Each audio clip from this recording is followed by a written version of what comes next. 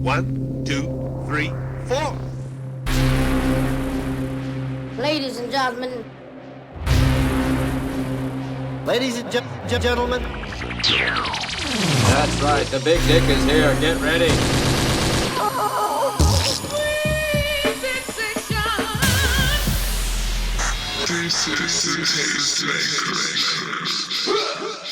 May we start?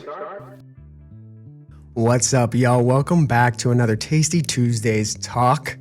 I am Zbrah, and today on the show, I have Christopher Leon. Yes.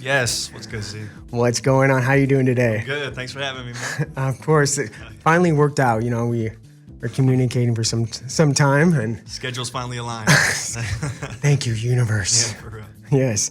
So let's get right into it and tell the people who Christopher Leon is. Okay. My name is Christopher Leon. I am from the Midwest. I was born in St. Louis.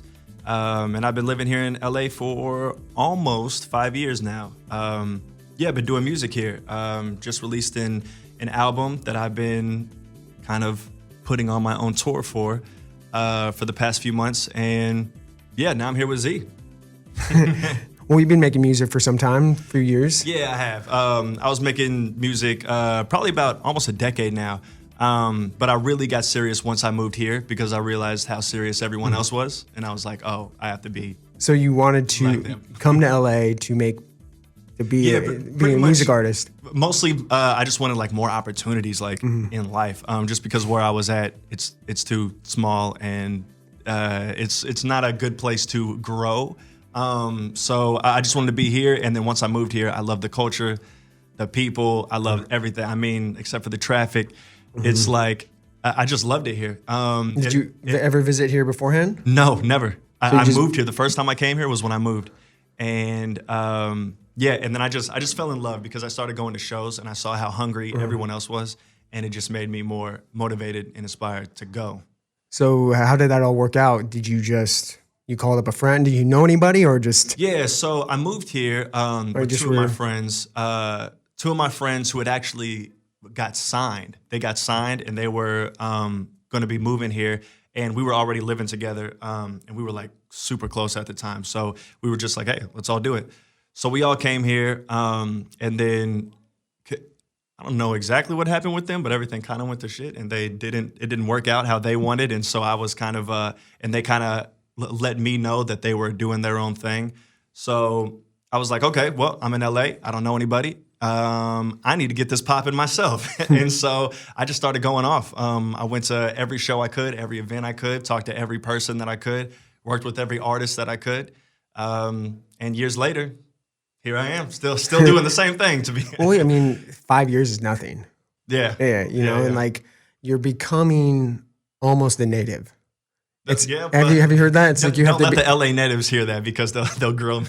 Well, usually they say like after 6-7 years, then you could consider it your home. But I mean, the turnover is high here. It's like the people moving here. But if you're here, 5 years is it's good. And then I definitely consider it home for sure, for sure. And I hope that everyone who is from here is cool with me saying that this is my home. Oh, I'm sure. I mean, and if not, get off my back. This is my home. So you talked about you're from Illinois. Yep. And in your current album, We're All Healing. We're All Healing. You discuss that quite a bit. I do. Yes. You want to give a little backstory of for sure. your upbringing and family and. So I was born in St. Louis, Missouri, but at a very young age, my parents moved me to very small towns outside of it, Missouri and Illinois. And so I spent a lot of time growing up in a town called Anna, Illinois. And Anna it was well known that it was stood for, we can cuss on this? You could say whatever you want. I just want to make sure. Anna stood for Ain't No Niggers Allowed. And so I lived there and, having a black dad, I was the only person in school with a black dad. So I just felt that. And then just living in that kind of environment, atmosphere, at times it really sucked. And it just made me feel kind of like bad about myself just because of all the, whenever you're a kid and you get bullied about certain things, then like some of that kind of sticks with you, and you're like, oh, well, maybe I am the problem. Maybe this is who I am. So I was just a loner kid, kind of a sad kid, but I would try to be goofy because I wanted everyone to like me, and so I grew up wanting to get out of all the small towns, and then finally, whenever I was in college, I had the opportunity to. So I went away to college. It was my first time away from home. In my freshman year, that's when I started making music. And it was my first time making music. I started doing that while I was actually writing poems to a girl that I liked. And so she told me, she put me onto like Kid Cudi. So I would like listen to Kid Cudi songs and then find the instrumental and then like do my own version and send it to her. And that's actually how I got into music. And then I realized that whenever I was doing that, I just loved that feeling. And so I continued to do it.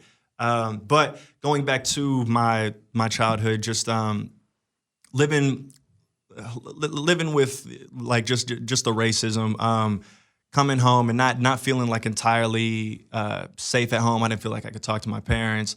I didn't feel like I was kind of afraid of my dad a little bit. He was he strict? No, he wasn't. Whenever he got mad, and we had some issues with, like me getting hit a few times and things like that. And so I was just really withdrawn. And so I didn't feel comfortable like outside of the house.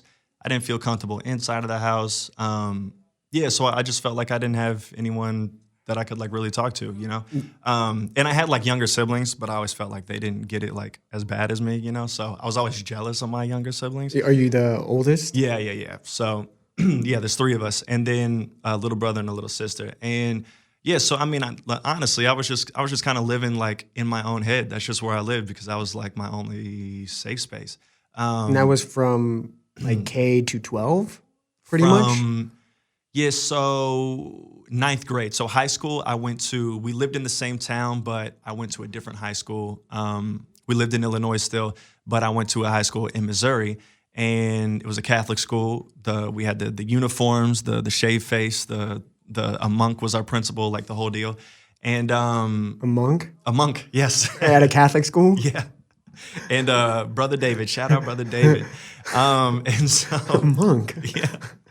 And so, went to school there. And then, I got a scholarship to go to college in Missouri as well. And it was like, I just went. I didn't know what I wanted to do, what I wanted to be, anything like that. I just knew I didn't want to be where I was. You just want to get it out. Exactly. So I went there, and then that's where I found my love of music because of this girl. And that your I met. first love. And me, yeah, and my first love. And, and so trying to... So I remember hearing myself recorded on a song for the first time, and like literally that feeling of like, oh, I made it. And there was also a thing of like I was sharing my feelings. Because I don't talk to anybody. I don't tell my friends how I'm feeling, didn't tell my family how I was feeling, anything like that.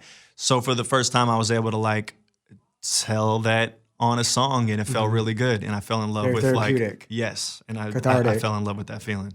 And I think that's just kind of how I figured out my style of being super open and honest to a fault sometimes through my music, and that's where I am now. Mm-hmm. And then in the you say Catholic school? Mm-hmm. So was that even any better, or? It was better because it was in a larger town. So like there were like black people. Okay.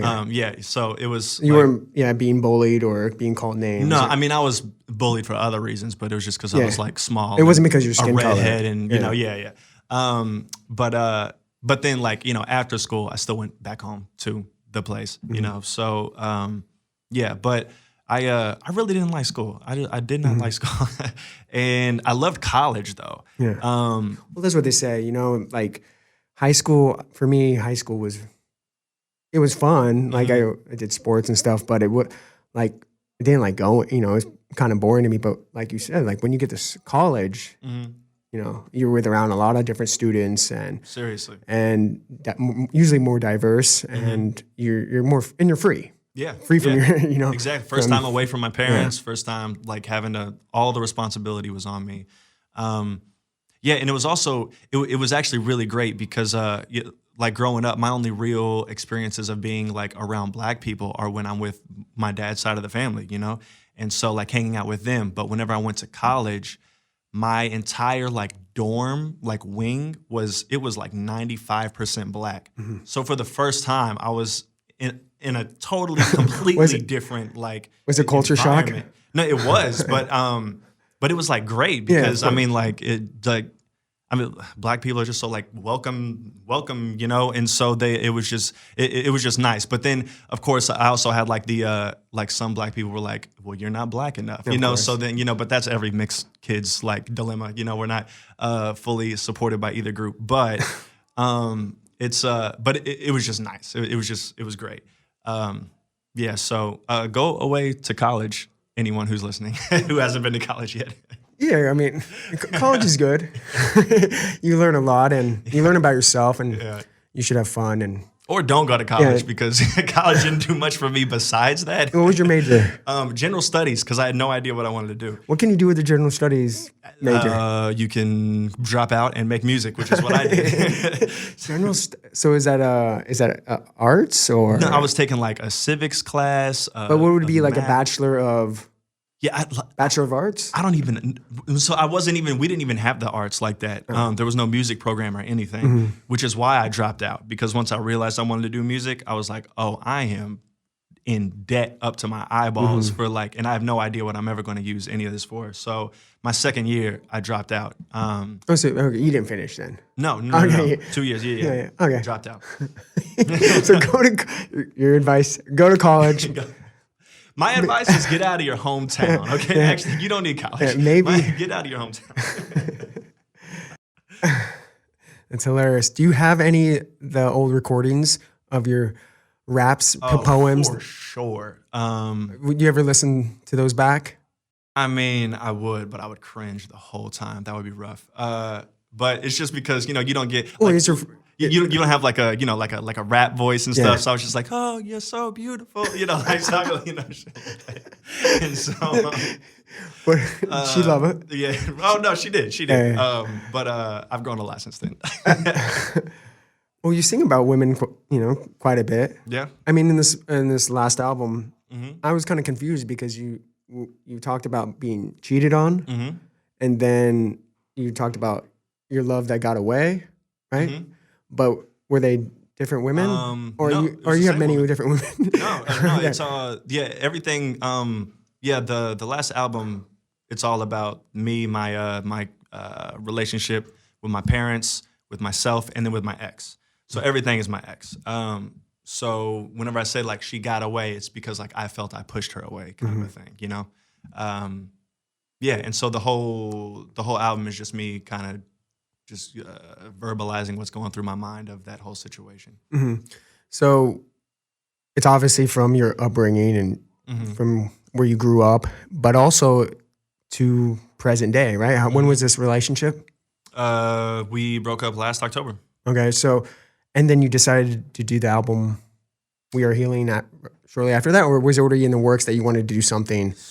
So the reason, so I was like, I was in a deep, dark, like depression for a while, and I was trying to figure out ways to get through it, and of course, just because I'm so closed off and like I talk so little about like what's going on inside to like anyone around me, it was like killing me. And then one night I was writing to this beat, and I was thinking in my head, if I ever wrote a suicide note, what would it sound like? And that's when I wrote Shame, which is the second to last song on the album. It's like the climax. And it's like a letter to my sister, my parents, my ex, and then just me talking, you know, about myself. And as I was writing that, I was thinking if this was it, if this was like my last thing that like I released, just this song, people would listen to that song and be like, yo, how did you get here? What is it? Like how? Like what? Because, you know, I'm on social media a lot, and I'm happy and I'm goofy and I'm making jokes and all that. And all my friends always know me as smiling and, you know, laughing and stuff. So for me to release something that incredibly dark would be like, yo, how? We've never seen this coming. So my goal with the album was to show people how I got to that place. Yeah, and which was just successfully done. That's what I did. Well, thank you. Thank you.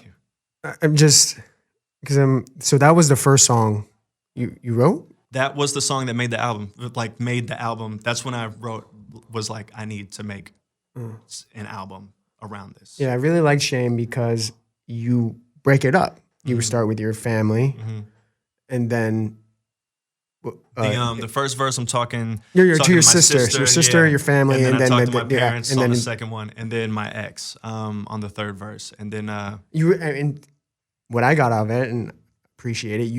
You share a lot of information in one song, which I'm sure it's very difficult to do, especially with someone that is not able to talk about their feelings to people and to let yourself in for a whole audience to hear it. I mean, it's something special, and I'm sure you've got some good feedback. Yeah. I mean, have your parents listened to the album? I flew to back there and I let them hear it before it came out. Okay. Yeah. How'd that go? Good. I mean, they were in shock. But they, yes, I flew back to let them hear it before it came out. Just hoping that we could like talk about it. Because I do talk about like a very specific night in that verse, it's a night that I, tried to hit bring your dad, up. right? Yeah. It was a night that I tried to bring up like how I felt as a kid and things like that. And there was their reaction was very like, oh, it wasn't that bad. Like you still feel that way. Like it was one of those things where like I'm finally opening up about exactly how I felt, and you're still like saying like it's not that like chill kind of a thing. And it made me blow up. I blew up, screaming at everybody. And the worst part of it was that was the first time that I took my girl with me home. So she was there and she witnessed all of it. So it was like your current girl. Well, my ex, yeah. Wait, what do you mean? No. Because this was like 2 years ago. Oh, okay. Yeah. So. You're telling the story would have happened. Yeah. Okay, no. My bad. No, I'm sorry. I'm explaining the thing I'm talking about in Shame, the night. But so that happened, and then it was like because of that night that my relationship with my ex kind of like snowballed out of control. She wanted to get out of this crazy family. Yeah, for real. And so, so whenever I went back now to like play them the album, they listened to it. They were in shock. They didn't have much to say. But then they called me up like weeks later, and they were like, "Hey, thought about it a lot. We're really, sorry that you felt this way, and we made you feel this way." And we were able to talk about it after that. But the initial thing is just it's shock because I said a lot. I said so many things, And you've never said anything or tried to talk about any of this with or nothing. Yeah. So it's you got to give them a little bit of time too to for sure digest and figure out what they want to say. And also because they don't talk either, so they they're just like me. I got it from somewhere, so they needed time to figure out how to talk about it themselves.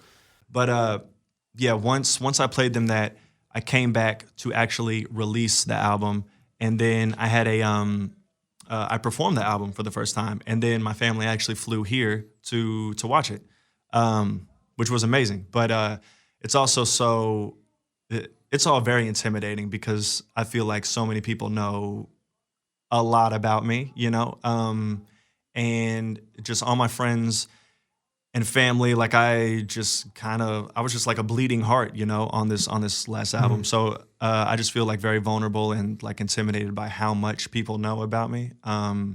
But like that's what I wanted. You wanted, yeah. But it was a challenge for myself because I'm sick of like not sharing, So I did it on a global scale, something that like anyone could listen to and hear about it. You mentioned too that your friends want to understand, talk to them. I mean, I think a lot of us there's a lot of people going through stuff like this, and you try to talk to have a serious talk with your friends, and then you kind of find out they're not your real friends in a way, right? Yeah. Or they don't understand, or have to go on social media, Yeah. Seriously. But this was your way of it was the only way you could express yourself fully, right? Mm-hmm. No, for sure. I felt like I mean, you didn't know any other way, and this is you making art, and this is your way to express yourself. Yeah. No, absolutely. Because I was so desperate that I went to a therapist for the first time. How was Joyce? Joyce, yeah. So so Joyce is my friend. Shout out to Joyce. So I was going to ask you about that. She was playing my real therapist, of course. Joyce, great voice. She did, right? Yeah, she's great. Sounds like I would want her as my therapist. So comforting. She's great. So I went to therapy for the first time, and there's always a stigma with like therapy, and I grew up with that too. I thought therapy was like for crazy people. You only go there for like the worst reasons. I didn't even know why you went to therapy. But I was just stuck, and I didn't know like what to do, and I needed someone to talk to. So I tried therapy, and then I told myself the very first time that I went, I was like, look, you need to like say everything that you can and just get it out there, and you're going to feel better. And that was my only mission, was just to say all the worst stuff that I was feeling, just so that it was there, and just so I could like have told someone, So I went there, and the first song on the album is called Trauma, and that's where I'm talking to my therapist. And that entire song was what I said to my therapist the very first time. I told her all about my childhood stuff, just how I was feeling. You rapped it to her? Yeah, exactly. I was rhyming and everything. And so I just I like laid it all out there. Just because I had seen like so many movies of like people in therapy, and they like never say all the things. And I'd always watch the movie and be like, why don't you just say the thing, And so I was like, don't be like that, just say it. And so I did. And it helped, and it was great. And I was going to therapy for weeks, and I was loving it. But then COVID happened. I lost my job. I lost my insurance. So I lost my therapist. And then that's what happens at the end of Ali, the third track, when Joyce comes back. And she, and then once I lost my therapist, I was just like, oh, well, I have no one, Because it was the first time you actually could talk to someone. Yeah. Well, how was that first? You said you laid it all out in that first session, and it was. How did you feel? Was it scary? Scary at first, but then once I did it, it was great, because I realized that whenever I kept coming back, every time I was saying something, my therapist, she was able to be like, oh, well, this kind of reminds me of, you remember whenever you told me this about your childhood, and now you see. And then it was like she was like connecting things for me. And so in my mind, I was like, because your mind's going so fast, right? Yeah, it's so many things. Yeah. And I'm only thinking like in present time. I'm not thinking about what hurt me as a kid, and I'm still holding on to that. And like, so that's why it was like that's why it was so great. And was the therapist an inspiration for your album then? Kind of like to put pieces together? Absolutely. Absolutely. And honestly, I was just trying to tell like a true story that was like a consecutive story, like start when I started, which was therapy, me for the first time sharing my feelings, and then go from there. And that's kind of exactly how it was. It was like the past year of my life, like how I got to as bad a place as I had gotten to. So yeah, whenever I was writing, I was just thinking of it as like get it all out there, say everything you can, because it will make you feel better. And then whenever your friends and your family listen to this, then from now on, if something happens, they'll be like, oh, this reminds me of that time. And so this is where, so it was just an excuse for me to be able to like, tantrum. For real, this is seriously. Yeah. But I'm wondering, so you said you were in a deep, dark place, but I mean, obviously was it just all built up over time? Because yeah. I mean, were you depressed like maybe after college, before college, or like was it just in ebbs and flows? I get you. No, I was. How did you get to you said to a point, because you were talking about wanting to end your life? Yeah. I mean, as a kid, I was very like private behind closed doors, like cry a bunch, just be sad. And then as I was growing up, I mean, I've always been like that. I mean, throughout my entire life is like, smile and be goofy for people because I want everyone to like me, and then go through my stuff on my own behind closed doors. And that's how I am like with everything. So what I realized with my past relationship was, even though it was like horrible, we were public as well. So we were taking pictures and videos and smiling and cheese all the time, and everything. And then, but then once the camera was off, it was just back to being a disaster. And I realized that like literally everything in my life, I keep all the problems a secret. And I just got sick of doing that because felt like I was living like a fake life. And it just made me feel like even more alone because no one would check up on me because everyone thought that I was good because all I do is smile, So it's just another excuse for me to get my stuff out there, Well, but it carried on over to when you even moved to LA. Yeah. That's because, whenever I moved to LA, I moved with two very close friends. Like one of them was like my best friend for like 6 years. And I remember before we moved, I was kind of going through it.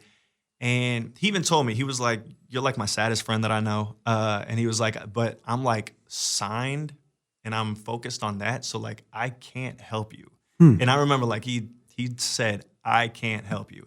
And so like in my mind, I was like, well, okay. So whenever we moved here and then, everything with us fell apart.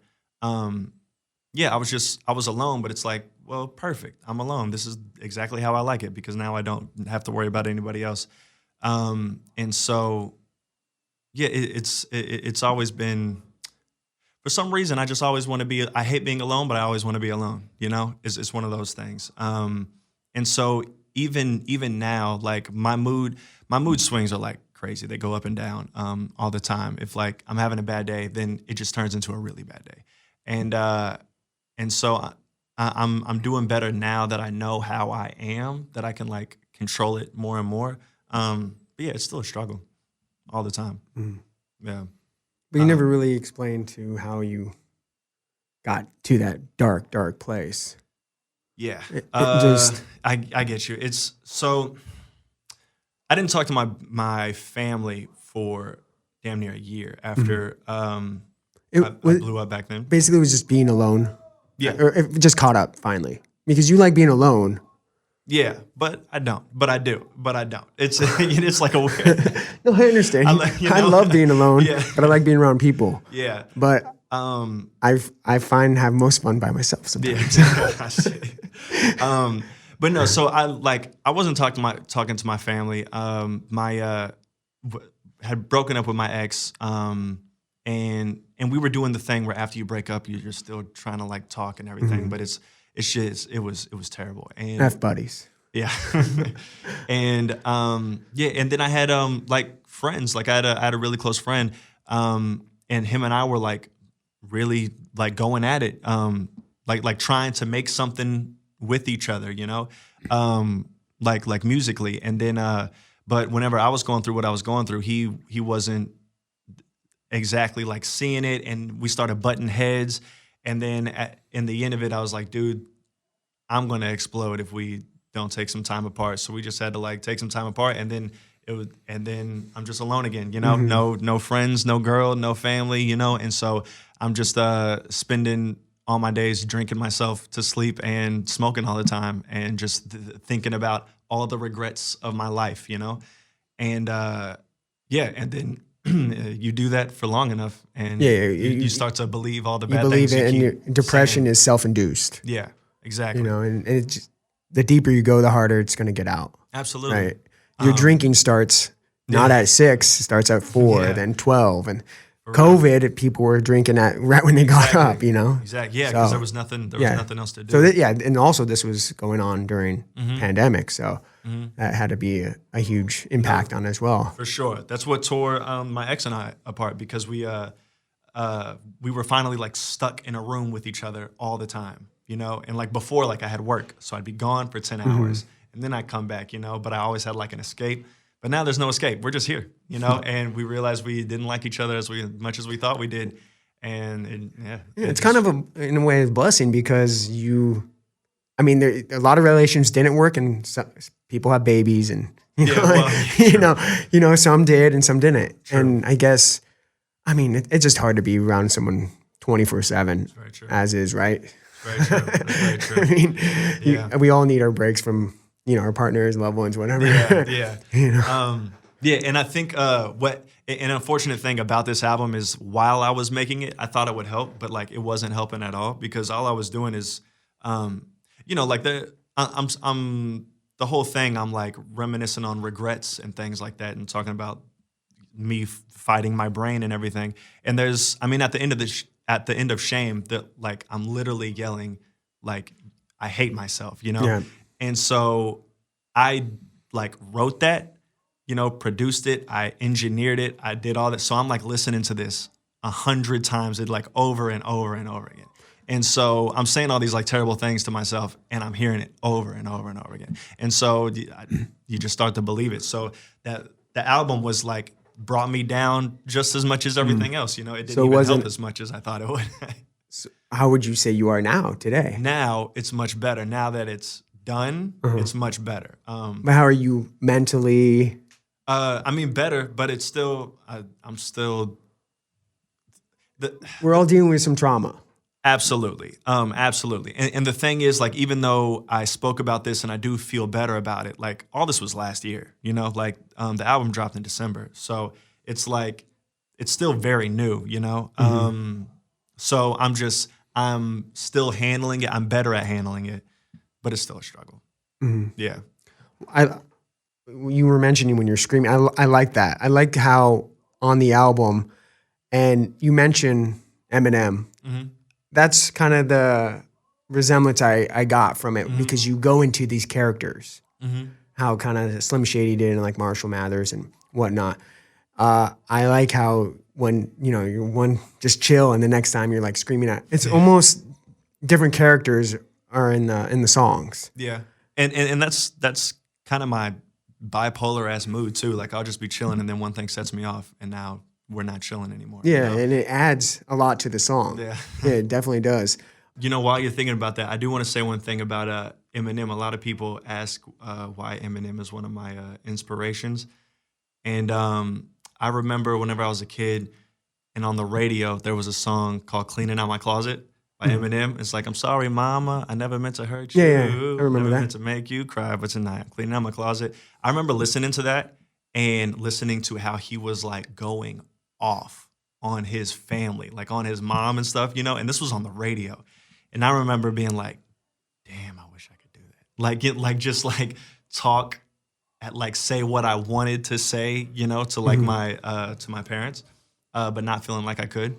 And so I really resonated with Eminem in that, in the way that he was doing it. And I think that was such an inspiration for my album and how I did it just because I think that. You're it's comparable to that, but on more of a PG level.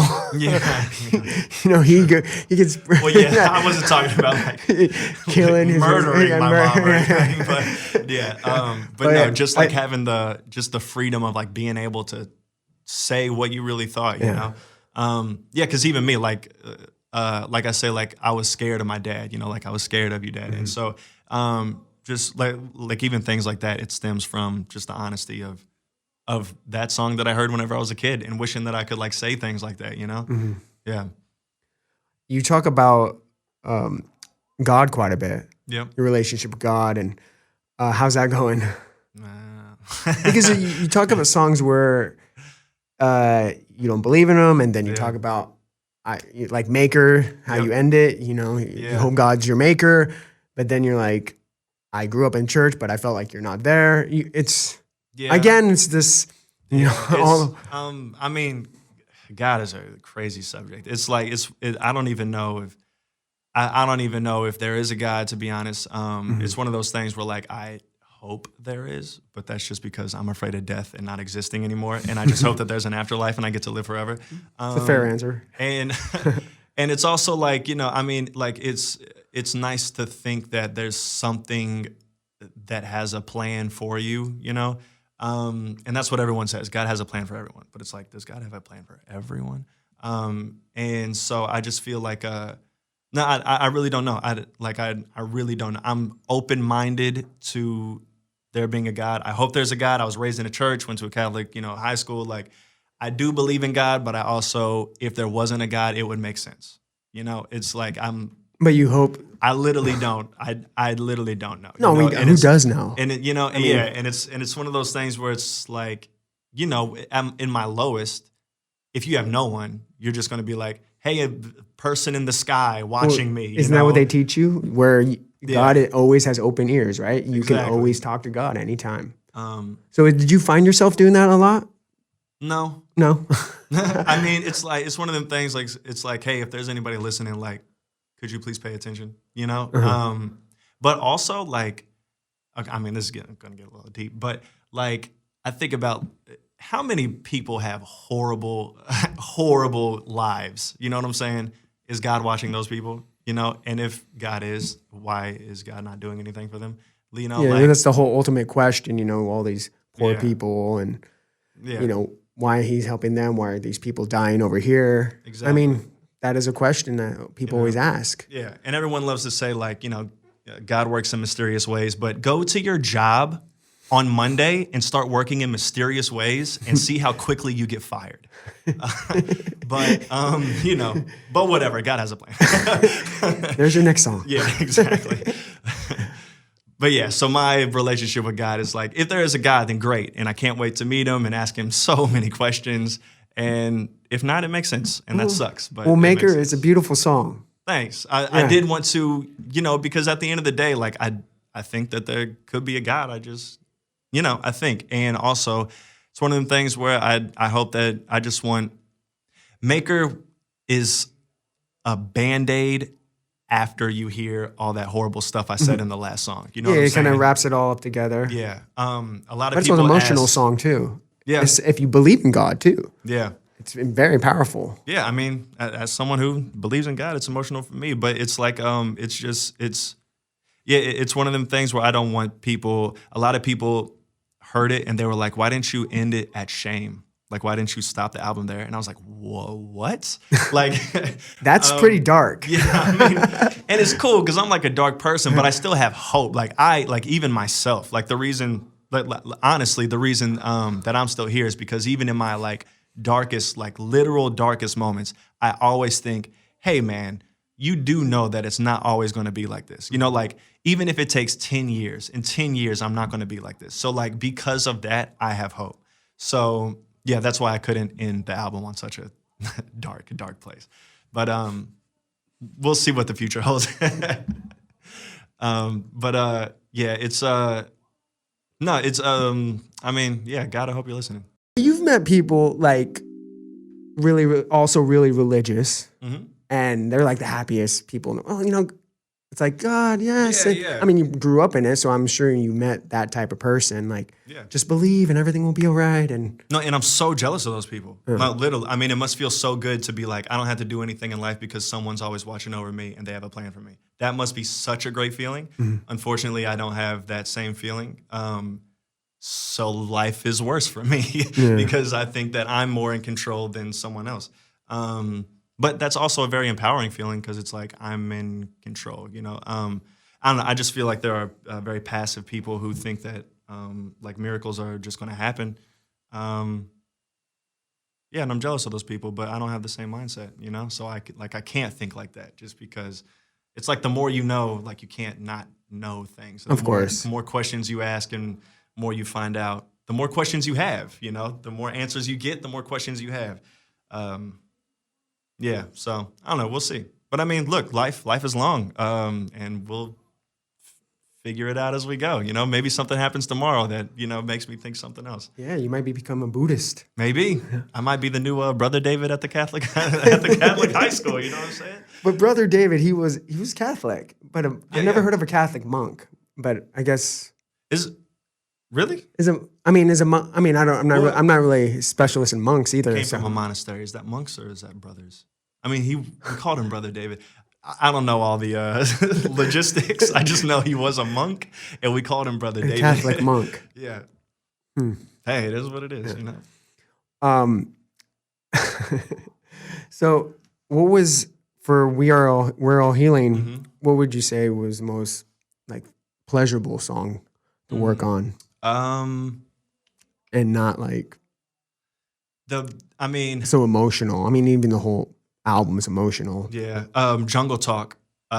Jungle Talk was the best because whenever I was making it, I was in my like, I don't care mode. I don't care what this You're sounds screaming like. in that one too. Yeah. Yeah, I was like, I don't care what I say. I don't care what I sound like, what this sounds like. I just go off. I was listening to a lot of Yeezus, Kanye West, and that like inspired me. Is that the one where you like say like, "Come on your," if you should have came on your face? Yes, I like that. That line. I remember that line. Your mom should have had a miscarriage. Yeah, that was a good Dad line. should have came on her face. Yeah, all that stuff. So, and like that's me. I mean, that's like literally whenever I get in my like, you know, like whenever like you see red and like you just can't be like controlled or whatever. Like that song was my.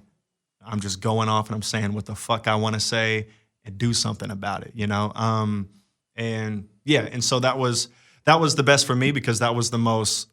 I literally didn't care whenever I was making that song. You know, like I cared and I thought that song was amazing, but I didn't care what I was saying. I was just making sure that it was true to what I felt, you know?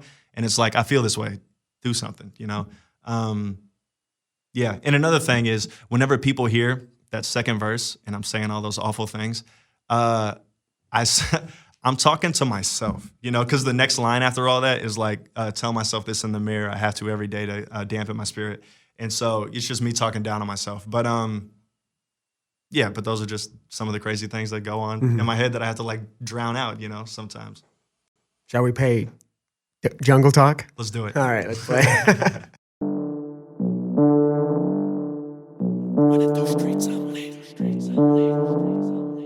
I will battle anyone, fuck a mismatch. And that was Jungle Talk. Hope y'all enjoyed it. Why are you saying all those mean things? Yeah. Yeah, but right now I'm just I'm very excited to work with other artists. I'm very excited to work with other artists. And you're in LA, so like there's many artists to work with. Hell yeah. So anyone listening, Christopher Leon Music on all your social medias, hit me up and say you want to work on something because I need it. But yeah, I'm very excited for the future. I'm having a blast doing these shows, even though they're really emotional. And are you reaching out to these venues, or are people hitting you up? Yeah, no, I'm doing it all. You're hustling myself, you know. Yeah, hitting them up. I'm going back to on May 7th. I'm doing a show in Cape Girardeau, Missouri, which is where I went to college, right outside of my hometown. And I'm really excited for that one because a lot of the kids from my childhood are going to be there, you know? Well, and you got to hit the college campuses. Yeah. So, no, I'm super excited for the future. You did one in Texas? I did. I was there in February. Arlington, Texas. And you've been getting great feedback then, like from the audience. Yeah. I mean, it's hard. You talk with the audience after a little bit, or you hang out? Oh yeah, I do for sure. Everyone needs a hug after. You need a hug. Yeah, seriously. And so no, it's cool because I've kind of something I didn't realize would happen is since I'm being so honest and open that a lot of people are doing that to me. But I get they're opening up to you. I get DMs and messages and voice memos of people crying, talking about what they're going through, and they just listened to this and then they felt comfortable like telling me this.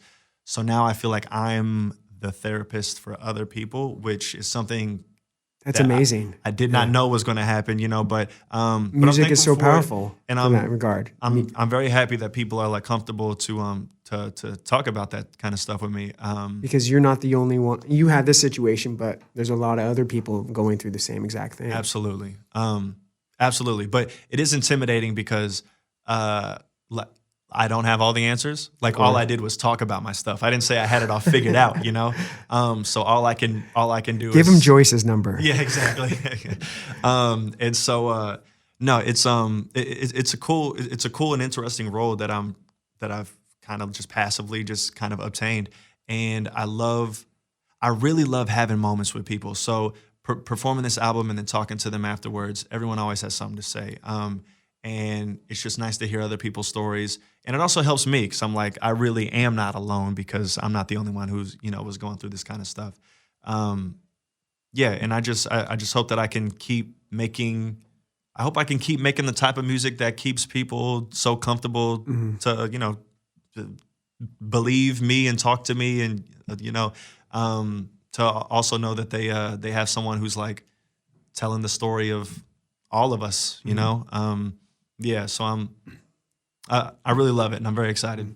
Would there be any advice you would give to anyone? Yes. Going through the same thing that you went through? Communicate. Everyone says communication is key, but like literally communication is key. You just have to learn how to communicate in a healthy way. That's not shouting all the time whenever you're fed up. Talk about the little things before the little things become big things, and also realize that everyone isn't going to be able to hear you and love you the way that you want to be heard and loved. And so work on you could try to teach them how to do it, but also don't get so stuck on trying to teach someone how to do it that you like lose yourself in the teaching. Sometimes you really do have to step back and be like, okay, we just aren't the same. We don't have the same love language. You're not learning mine. I'm not learning yours. This isn't gonna work. And that goes for loved ones and friends and family. A lot of people are like stuck in shitty family relationships literally because you're family. And you know that if you weren't family, you would have nothing to do with someone. But like for some reason, that's the thing that like always holds you together. And that's beautiful. Like that is the beautiful thing about family. But sometimes that can hold you back, especially if you like let all that stuff fester and get into your everyday life. So protect your peace and communicate and tell everyone what is on your mind. And if they can't handle it, then understand that maybe that relationship just isn't for you. And that's it for now. Thanks for the TED Talk. Well, I mean, you want to end it there? My name is Christopher Leon. I want to thank you so much for having me, Z. All right. How can we find you? Christopher Leon Music on everything. I'm usually on Instagram. You can find me on TikTok. Christopher Leon on all your streaming platforms. The album is called We're All Healing. Come through on Saturday the 16th at the Sassafras Saloon at 10 p.m. on Vine Street in LA. All right. Thank you, Christopher Leon. Thank you, dude. All right.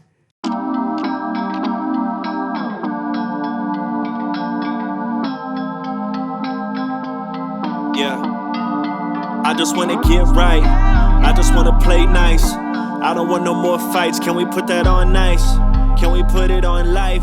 That we gonna try to get right. I don't want. You're listening to the Tastemakers with Zbrah and Geebs on Dash Radio.